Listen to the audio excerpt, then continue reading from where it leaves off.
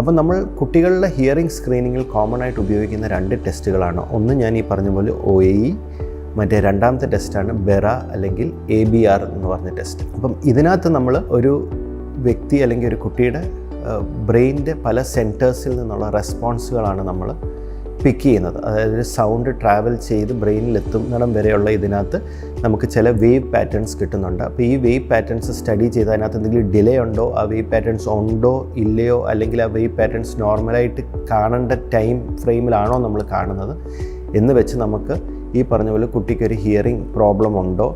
ഇപ്പോൾ wave patterns ഒന്നുമേ കാണുന്നില്ലെന്ന് വെച്ചാൽ കുട്ടിക്ക് ഡെഫിനറ്റ്ലി ഹിയറിംഗ് ഇഷ്യൂ ഉണ്ടെന്നുള്ളതാണ്. പക്ഷേ ഒരു ലാഗ് വരാം, അത് ചെറിയ തോതിലുള്ള ഹിയറിംഗ് ലോസിനകത്ത് ലാഗ് വരാം.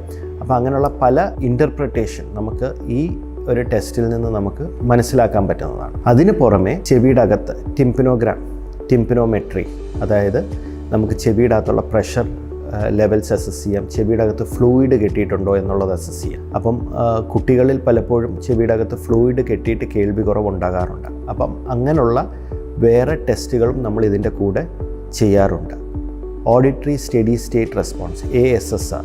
അപ്പോൾ ഞാൻ പറഞ്ഞു വരുന്നത് ഈ പറഞ്ഞ പീഡിയാട്രിക് ഹിയറിംഗ് ഇവാലുവേഷൻ എന്ന് വെച്ചാൽ ശകലം കോംപ്ലിക്കേറ്റഡ് അല്ലെങ്കിൽ ഒരു കോംപ്ലെക്സ് പ്രോസസ്സാണ്. നമുക്ക് ഒരു ടെസ്റ്റിൻ്റെ അടിസ്ഥാനത്തിൽ കുട്ടിക്ക് കേൾവി കുറവുണ്ടോ ഇല്ലയോ എന്നുള്ളത് കൺഫേം ചെയ്യാൻ പറ്റുന്നതല്ല.